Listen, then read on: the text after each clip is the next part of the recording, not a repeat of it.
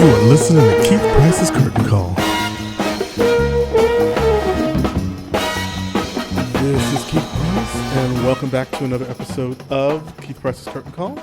And again, I'm doing my part to help spread the word about the Bingham Camp Theater Retreat. See, got it now. It took me 3 chances to get it down, but I finally got it. And, it's, again, like I said, this is one of those organizations that's doing that wonderful work of helping bring brand new theater to the masses.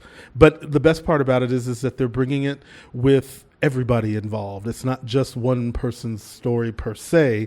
It's the representation of everybody at some point in time. And it's so great because I'm now talking to my old friend now, because we go back now at least one other interview.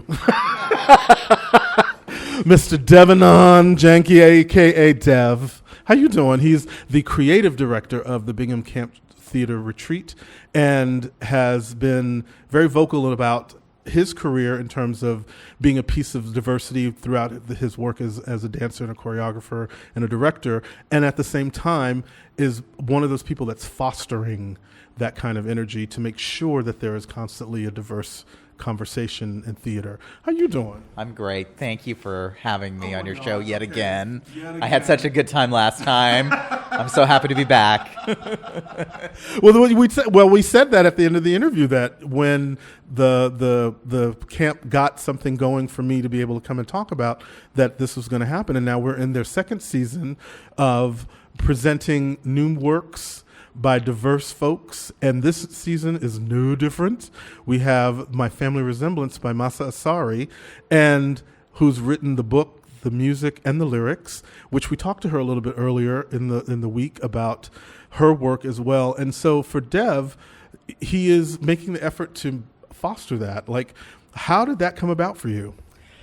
Wow. So the Bingham Camp Theater Retreat literally is only in its second year. We founded it last year and basically in 5 months raised some money, called in every favor I could, and we did our first season where we developed the musical Call It Courage by Adam Overett, which was just thrilling, and we had a fabulous first season, and then we did presentations in New York, and in less than a year, we're already optioned by Broadway producers for that show. So our first year out, it's kind of extraordinary. But the history of the Bingham Camp Theater Retreat is I grew up as a kid going there. I spent my summers there, and I'd watch. It's a family home, historic. It's 110 years old. It's very rustic in the middle of the woods of Salem, Connecticut. It's designed like an old Japanese tea house, so it's very unique feeling. It looks out over the Salem Valley. So it has sort of a magical feel to it. And I grew up visiting aunts and uncles who used to stay there, a lot of them composers, wrote operas and classical music and plays. And I sort of always had it in the back of my mind that it would be a great place to create. And it kind of began actually September 11th. Everyone was very upset, obviously, and I grabbed a bunch of my Broadway folk and I said, I know where I'm going to take you. And we all got in a car and went up there to get out of the city and just be at peace and to sort of be together.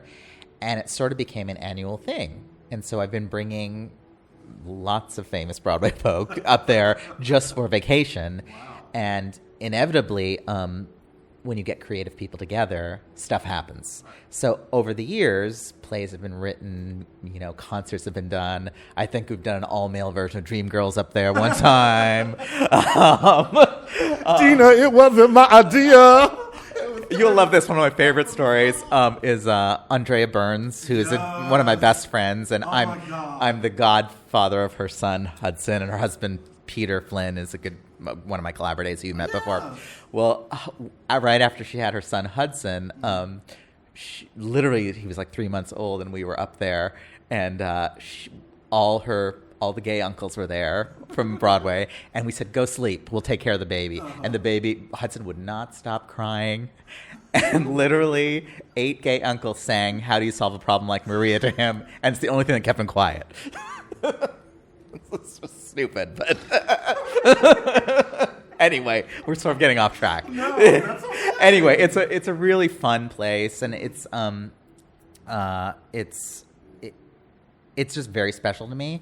So this has sort of been a very organic progression, and I kind of just bit the bullet last year and jumped in and created a not-for-profit theater company. I don't know what the heck I was thinking, but it's been a thrilling ride. And that hand in hand with, the diversity issue and my own experience as an actor of color and a director of color, and feeling that not enough is being done. I have so many talented friends, actors and writers and stage managers who never get opportunities like this. They're stuck in Miss Saigon or The King and I, and they don't get to create roles with three-dimensional characters and work on material from the ground up. So I just wanted to do my part. It's just very important to me, and it's the world we're living in. Amen. That's Devenand Janki, a.k.a. Dev, for those who know him. I didn't know that you and Andrea Burns were friends. I've been trying to get her to do my podcast forever. Well, you do the hookup for me? Because I love her. Oh, my God, I love her. So for you, this is it's clearly become, it started as a place of getting away, and now it's become the place to go. That's kind of groovy. So for you, like when it comes now, because you're the creative director, how do you go about deciding what is going to be the piece that's going to be worked on and workshopped during the process? Well, last year I picked Call It Courage as the launch because it actually was a piece that I had started working on with Adam years ago that had got put on the back burner, and I knew it was the piece that I wanted to launch the camp with, because it was about it's about a beautiful tale based on an old book from the 40s by Armstrong Sperry. It's about a young Polynesian boy who loses his mother when he's very young and is dealing with grief, and so it just felt like the right piece. This year we opened it up to submissions, and we got some amazing work and stuff that hopefully down the line we're able to use. But Masi's piece was just kind of extraordinary. She's such a unique, modern voice. It's a story like we haven't seen before. I love that there's such an intimacy to it. It's similar to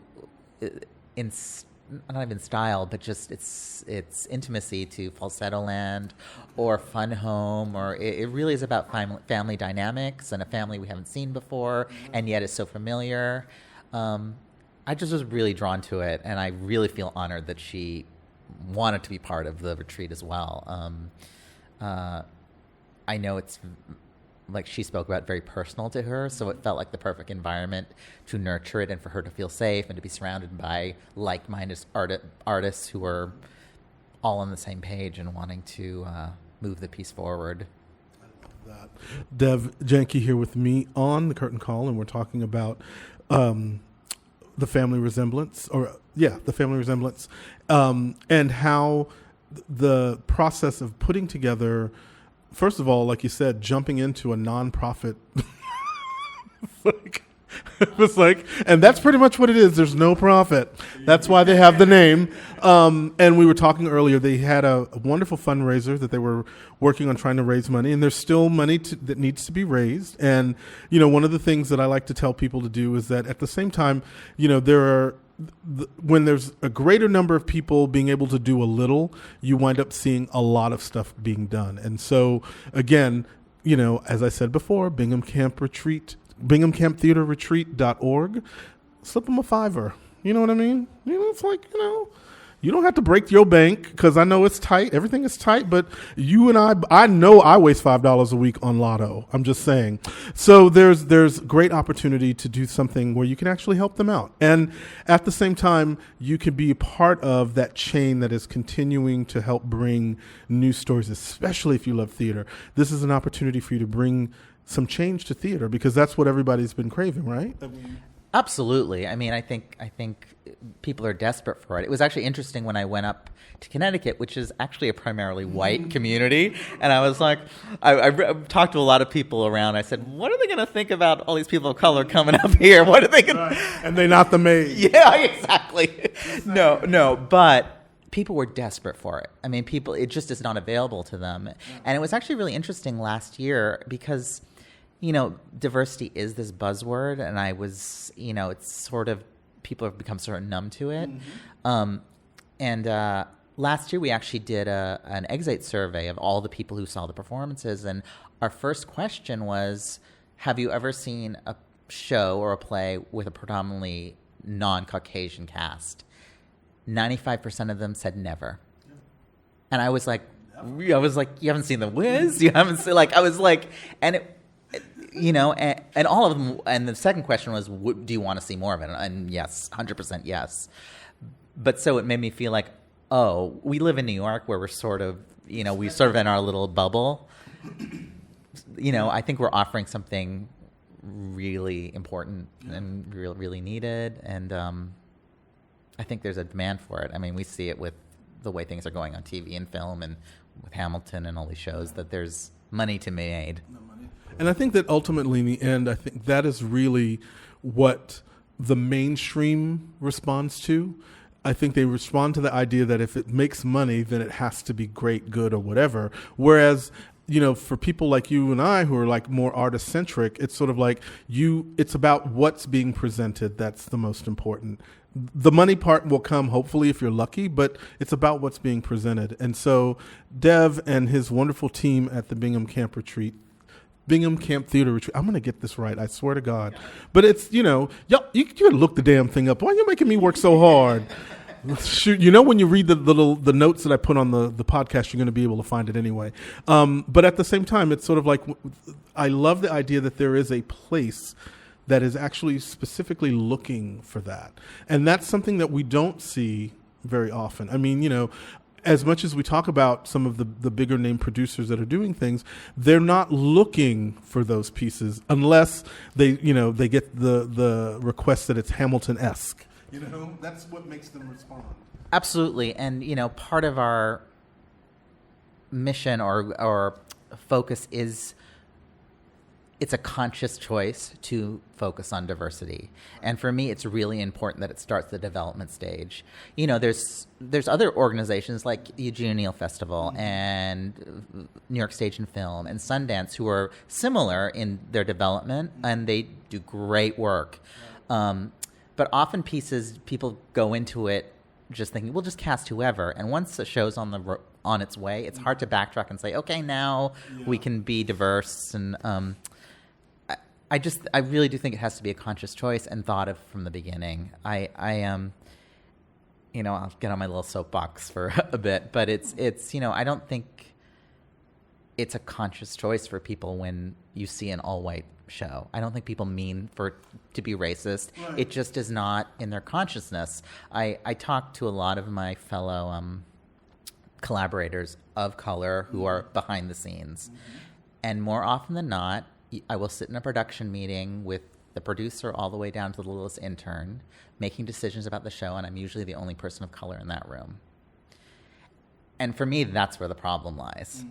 Do you know what I mean? That it's the people at the table who are not even considering making a change.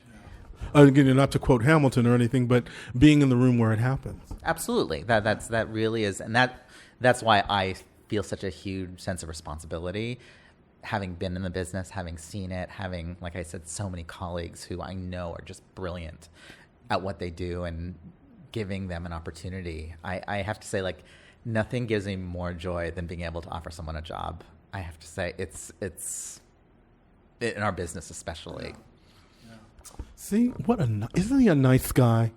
God, see, we hit it off the first time that we met when he was directing the Junie B or choreographing the Junie B show for TheaterWorks USA. I can still hear myself.